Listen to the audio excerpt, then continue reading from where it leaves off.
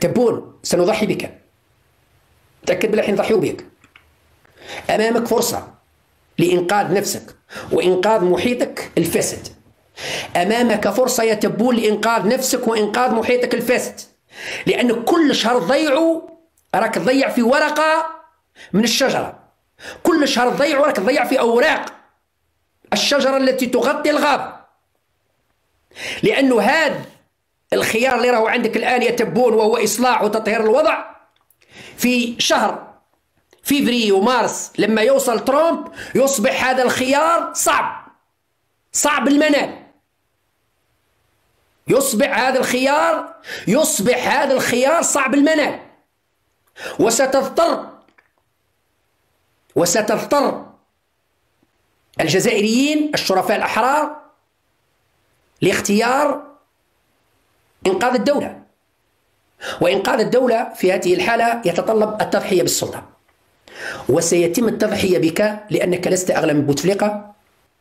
أمامك فرصة يا تبون، أمامك فرصة من ذهب، إما أن تنقذ نفسك وتنقذ محيطك والحاشية تاعك وبالتالي تنقذ الجزائر، أو الجزائر محفوظة من عند ربي سبحانه، ورجالها الشرفاء الأحرار ما يخلوهاش تطيح، ولكنهم سيضحون بك وبالسلطة، سيضحون بك وبالسلطة.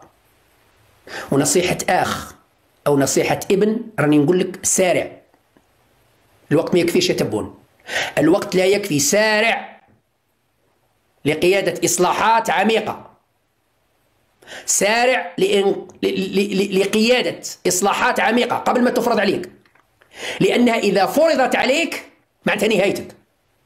كاين فرق ما بين أنك وحدك، فرق ما بين تفرض عليك. إذا فرضت عليك معناتها نهايتك، راك داخل في حياة يتبون وراك ماكش عارف راك دير. ترد على هاشتاج نتاع اتزان التجديد وتقول ما يخوفناش هاشتاج تاع مانيش راضي، مثلا راك خايف صح؟ تطلق سراح المساجين 2700 من أجل صنصال باش تطلقوا، لأنهم ضغطوا عليك باش تطلق صنصال وراح تطلقوا بالسيف عليك بلا مزيتك لأنك أخطأت. عمروك راسك وطبعوك على راسك كي قالوا لك روح شد صنصال وقلنا لك غلط. قلنا لك في البداية أنه سجن بوعلام صنصال خطأ، لأنك تخطئ للمرة الثالثة. غلطت مع خالد دراري كي طبعوك على راسك وقالوا لك باللي خبارجي، ومن بعديك جمعت معاه في طابلة وقلت له اسمح لي. غلطوك مع كمال داوود قالوا لك هذا باللي انسان زعيم وطني، ومن بعديك لقيت روحك غلط داخل في حيط وقال لك ما شرفنيش نكون كيما انت جزائري يتبون، لانه كمال داوود قال لك ما يشرفنيش نكون كيما انت جزائري. غلطت مع احسان قاضي نفس الشيء، قلت له درت فيك مزيه طلقت سراحك، وقال لك ما درتش فيا مزيه انت، يكثر خير المنظمات الدوليه والمنظمات الاوروبيه اللي ضغطت عليك باش طلقتني، وراك زايد تغلط للمره الرابعه مع صنصال اللي سجنته بقرار غبي وراح تطلق سراحه ويديك فوق راسك. للاسف شديد قلتوا السفير الامارات غير مرغوب فيك وطز، ورايحين تعتذروا منه وتطلبوا منه السماح ويديكم فوق راسكم. ذليتونا. انا مانيش راضي، لكن هذا لا يعني انني ضد بلادي، انا مع بلادي، لكن ستندمون لانكم مدين البلاد اللواد. الحمد لله العبد الضعيف سعيد بن زدير، انا كنت ضد انتخابات 2019 وضد وصول تبون. واحد يقول لي بن زدير بصح في 2004 كنت مع تبون محتمه. انا في 2019 لانه كان عندنا خيار اننا نروحوا لمرحله انتقاليه لمده سنه وسنتين يسيرها الرئيس السابق لمين زروال كرجل وطني يشرف على انتخابات رئاسيه ونقدروا نتعداو الخطر. على هذا السبب ل 2019 انا كنت ضد انتخابات رئاسيه، ضد الانتخابات الرئاسيه وليس ضد تبون، لاني انا عمري ما كنت ضد تبون كشخص ما عنديش مشكل معاه.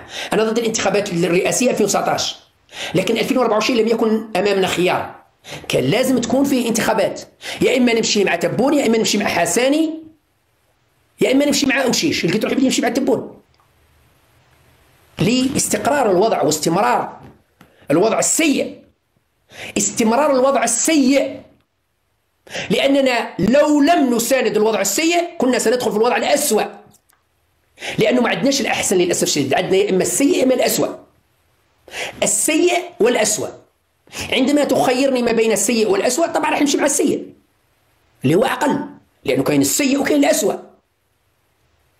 السيء والأسوأ مشينا مع السيء للأسف الشديد، ومانيش نادم، مانيش نادم على 2019 ومانيش نادم على 2024، ولحد الآن مانيش نادم لأنه مازال أمامنا خيارات.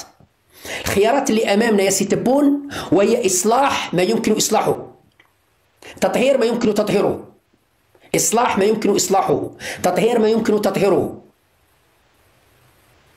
مصالحة وطنية، وعفو رئاسي معليش، نديروا عفو رئاسي معليش على الناس اللي يساهموا بالفعل في تهدئة الأمور، في إطفاء نار الفتنة، في إطفاء نار الفتنة. يا تبون الجزائر اعتمدت تحلية المياه في أواخر 2007 2008، في بداية جونفي 2008 بدينا نحليو 200 ألف متر مكعب من مركز الحامة في العاصمة. أول مركز اللي دشنو الوزير شكيب خليل هو مركز العاصمة الحامة في 2008 2007 2008 نهاية 2007 2008 دشنو. أول مركز هو مركز العاصمة الحامة في 2008 اللي دشنو شكيب خليل يا عبد المجيد تبون. شكيب خليل في 2008 السعيد بن زديرة كان يعيش في سلطنة عمان، لقيتهم يشربوا في الماء تاع البحر عندهم 20 سنة. السعودية عندهم 20 سنة ولا أكثر. أنا كي رحت لسلطنة عمان دخت نلقى الناس يشربوا، قال لك يشربوا في الماء تاع البحر، ابن عم الماء حلو، قال لك لا لا هذا ماء تحلية مياه البحر. 2008 أنا كي كنت عايش في سلطنة عمان كان مازال ما فتحش المركز تاع الجزائر، لقيت سكان سلطنة عمان لقيتهم يشربوا في الماء تاع البحر عندهم 20 سنة. السعودية أكبر دولة في العالم اللي تحلية المياه.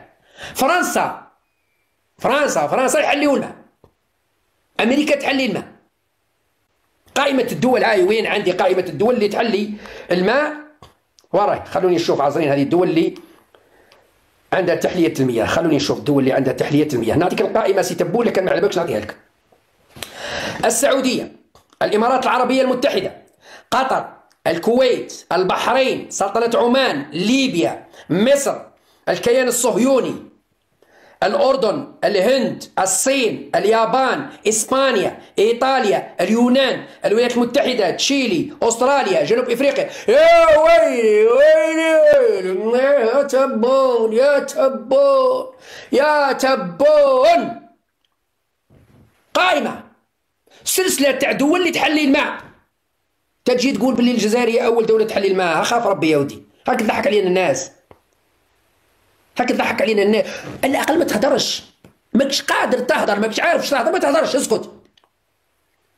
ماكش قادر تهدر وماكش عارف واش تخرج من فمك وماكش عارف واش راح تقول، على الأقل اسكت، عاونا بالسكات، كمل الفترة نتاعك عاونا بالسكات.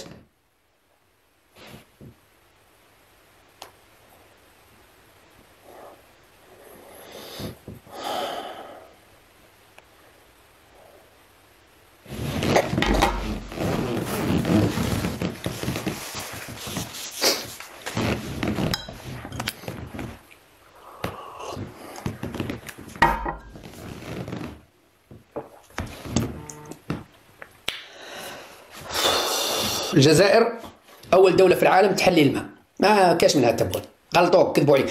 إذا كان ما رجعتش دروسك يا سي تبون، إذا كان ما عندكش جوجل في الدار يا سي تبون، إذا ما عندكش جوجل في الدار وتقدر تضرب جوجل وتسقسي، سقسي جوجل الشيخ قول قدس الله سره، سقسيه قول له أول دولة ولا متى الجزائر بدأت تحلي في الماء يعطيك. إذا ما عرفتش على الأقل شوف واحد أستاذ في الجامعة جيب معك. علاش أنا نقول لك يا تبون لازمك مستشارين ولازمك خبراء معاك، لأنه الوزراء اللي عندك يكذبوا عليك، أو أنت راك من راسك، يا إما هما يكذبوا عليك يغلطوا فيك، يا إما أنت راك من راسك راك تخلط في حوايج اللي تسيء للدولة، لأنه الناس يضحكوا علينا. عندكم رئيس لا يعرف أن الجزائر هي آخر دولة تحلل المياه البحر، عندكم رئيس يسيركم يا شعب جزائري يا هيشر، عندكم رئيس لا يعرف أن بلاده هي آخر دولة في العالم تحلي الماء. قبله كاين 20 1000 دولة في العالم يحليوا مياه البحر ويشربوا منه. يجي قدامكم انا اللي عجبتني الولاد قاعدين يصفقوا له، شوف الهيشر هذاك وراهم ربهم هذوين عندنا بلاد كاع وراه هذا تسبون.